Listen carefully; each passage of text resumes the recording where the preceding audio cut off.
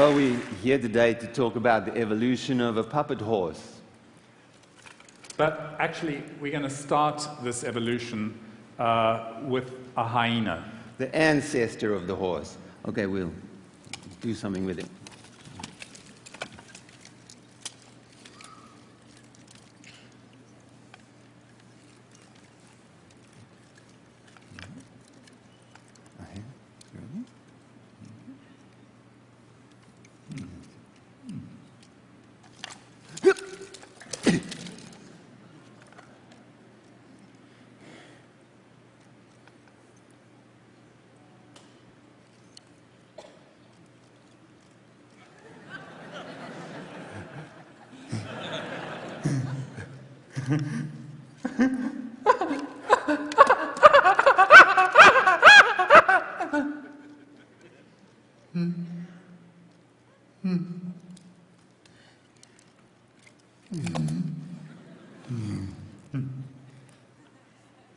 The hyena is the ancestor of the horse because it was part of a production called Faustus in Africa, a handprint production from 1995, where it had to play drafts with Helen of Troy.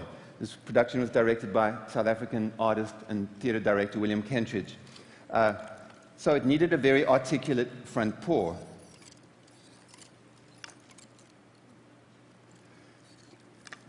But like all puppets, it has other attributes. One of them is breath, and it kind of breathes.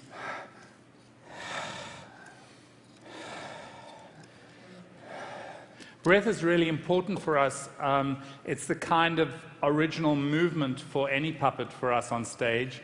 It's the thing that distinguishes a puppet from an actor. Puppets always have to try to be alive. It's their kind of story on stage, that desperation to live. Yeah, it's basically a dead object, as you can see, but and it only lives because you make it. An actor struggles to die on stage, but a puppet has to struggle to live, and in a way that's a metaphor for life. So every moment it's on the stage, it's making the struggle. So we call this a piece of emotional engineering that uses up-to-the-minute 17th century technology to turn nouns into verbs. Well, actually, I prefer to say that it's an object constructed out of wood and cloth with movements built into it to persuade you to believe that it has life. Okay, so it has ears that move passively when the head goes. And it has these bulkheads made out of plywood, covered with fabric. Curiously similar, in fact, to the plywood canoes that Adrian's father used to make when he was a boy in their workshop. In Port Elizabeth, the village outside Port Elizabeth in South Africa. His mother was a puppeteer, yeah. And when we met at art school and fell in love in 1971, I hated puppets. I really thought they were so beneath me. I wanted to become an avant-garde artist, and Punch and Judy was certainly not where I wanted to go. And in fact, it took about 10 years to discover the Bambara or Bamana puppets of Mali in West Africa, where there's a fabulous tradition of puppetry, to learn a renewed or a new respect for this art form. So in 1981, I persuaded Basil and some friends of mine to form a puppet company, and 20 years later, miraculously, we collaborated with a company from Mali, the Sogolon Marionette Troupe of Bamako, where we made a piece about a tall giraffe, which is called Tall Horse, which is a life-size giraffe. And here again you see the same structure. The bulkheads have now turned into hoops of cane, but it's ultimately the same structure. It's got two people inside it on stilts, which give them the height, and somebody in the front who's using a kind of steering wheel to move that head. The person in the hind legs is also controlling the tail, a bit like the hyena, same mechanism, just a bit bigger, and he's controlling the ear movement. So this production was seen by Tom Morris of the National Theatre in London, and just around that time, his mother had said, "Have you seen this this book by Michael Morpurgo called War Horse. Yeah, it's about a boy who falls in love with a horse. The horse is sold to the First World War, and he joins up to find his horse. So Tom gave us a call and said, do you think you could make us a horse for a show to happen at the National Theatre? It seemed a lovely idea. But it had to ride. It had to have a rider. It had to have a rider, and it had to participate in cavalry charges. Play about early 20th century. Plowing technology and cavalry charges was a little bit of a challenge for the accounting department at the National Theatre in London, but they agreed to go along with it for a while. So we began with a test. This is Adrian and Tace Stander, who went on to actually design the cane system for the horse, and our next-door neighbor, Catherine, riding on a ladder. The weight is really difficult when it's up above your head. And once we put Catherine through that particular brand of hell, we knew that we might be able to make a horse which could be ridden. So we made a model. This is a cardboard model, a little bit smaller than the hyena. You'll notice that the legs are plywood legs and the canoe structure is still there. And the two manipulators are inside. But we didn't realize at the time that we actually needed a third manipulator because we couldn't manipulate the neck from inside and walk the horse at the same time. We started work on the prototype after the model was approved, and the prototype took a bit longer than we anticipated. We had to throw out the plywood legs and make new cane ones, and we had a crate built for it. It had to be shipped to London. We were going to test drive it in the street outside of our house in Cape Town, and it got to midnight, and we haven't done that yet. So we got a camera, and we posed the puppet in various sort of galloping stances, and we sent it off to the National Theatre, hoping that they believed that we created something that worked. A month later, we were there in London with this big box in a studio full of people about to work with us, and about 40 people. We were terrified. We opened the lid, we took the horse out, and it did work. It walked, and it was able to be ridden. Here I have an 18-second clip of the very first walk of the prototype. This is in the National Theatre studio, the place where they cook new ideas. It had by no means got the green light yet.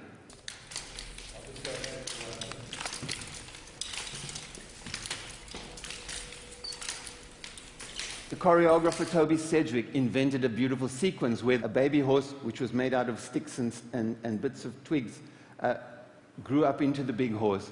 And Nick Starr, the director of the National Theatre, saw that particular moment. He was sitting next to me, sort of nearly wet himself, and so the show was given the green light.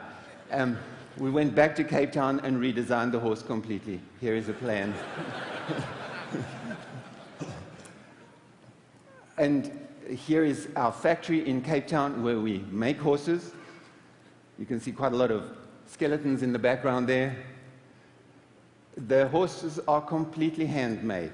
There is very little 20th century technology in them. We used a bit of laser cutting on the plywood and some of the aluminum pieces, but because they have to be light and flexible and each one of them is different, they can't be mass produced, unfortunately. So here are some half-finished horses ready to be worked in London.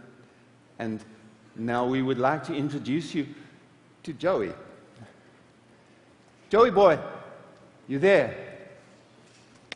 Joey?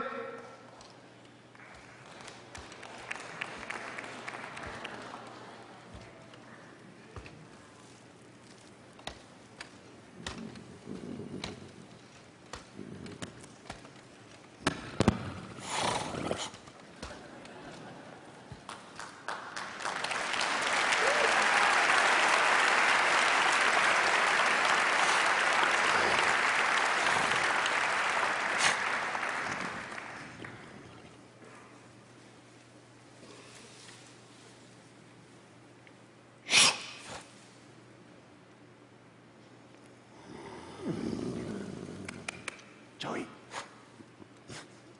Joey, come here.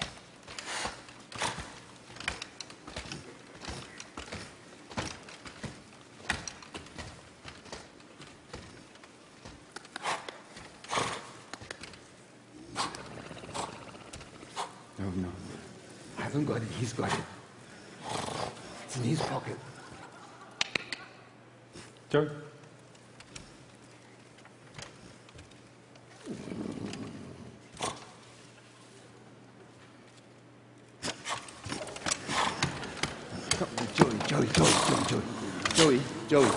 Joey.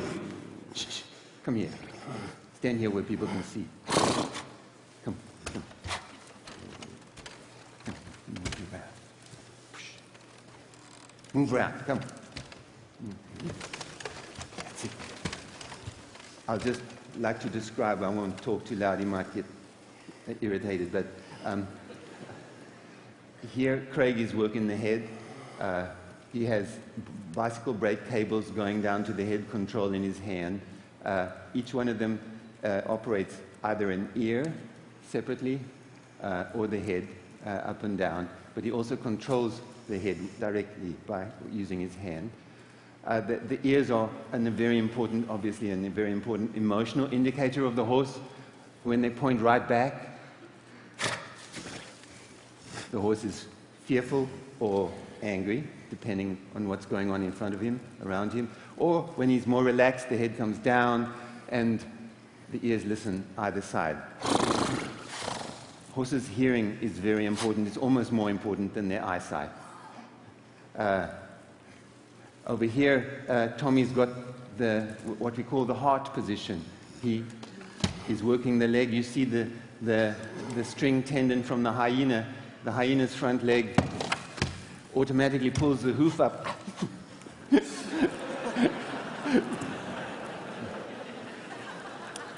Horses are so unpredictable.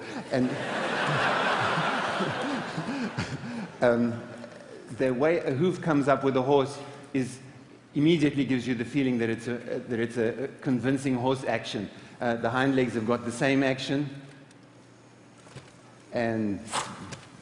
And Mikey also has in his fingers the ability to move the tail from left to right and up and down with the other hand. And together, there's quite a complex possibility of tail expression. You want to say something about the breathing? We had a big challenge with the breathing. Adrian thought that he was going to have to split the chest of the puppet in two and make it breathe like that, because that's how a horse would breathe, with an expanded chest. But we realized that if that were to be happening, you wouldn't, as an audience, see the breath. So he made a channel in here, and the chest moves up and down in that channel. So it's anti-naturalistic, really, the up and down movement, but it feels like breath. And it's very, very simple, because all that happens is that the puppeteer breathes with his knees. Other emotional stuff, if I were to touch the horse here on his skin, the heart puppeteer can shake the body from inside and get the skin to quiver. You'll notice, of course, that the puppet is made out of cane lines, and I would like you to believe that it was an aesthetic choice, that I was making a three-dimensional drawing of a horse that somehow moves in space. But of course, the cane is light, the cane is flexible, the cane is durable, and the cane is moldable.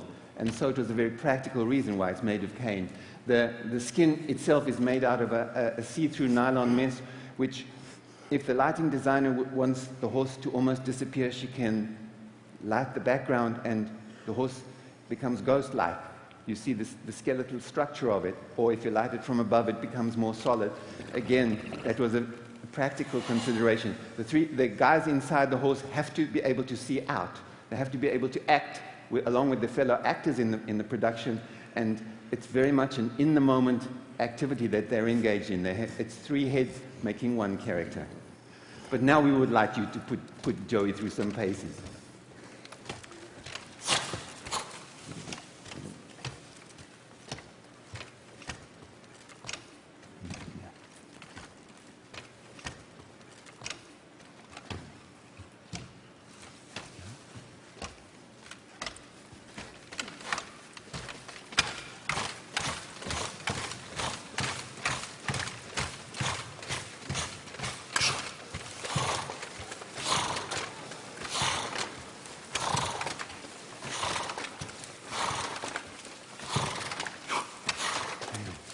And launch.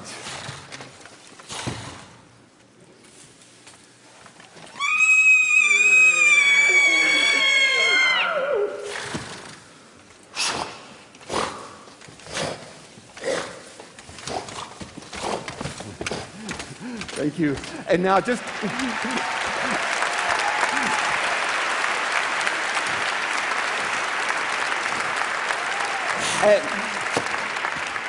all the way from sunny California, we have Zem Joachim, who's going to ride the horse for us.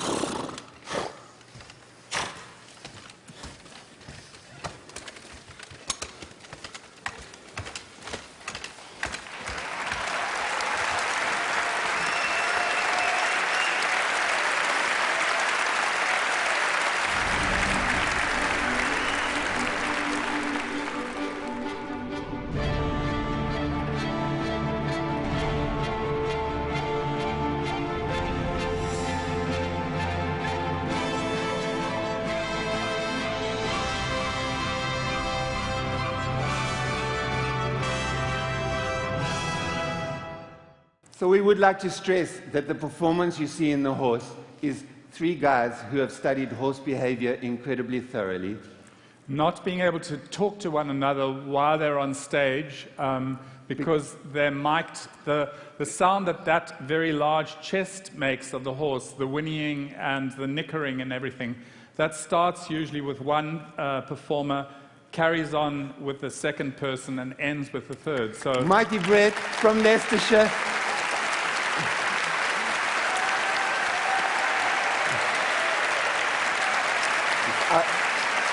Mighty Brett, Craig Leo, Zem Joachim, and Basil and me. Thank you. Thank you.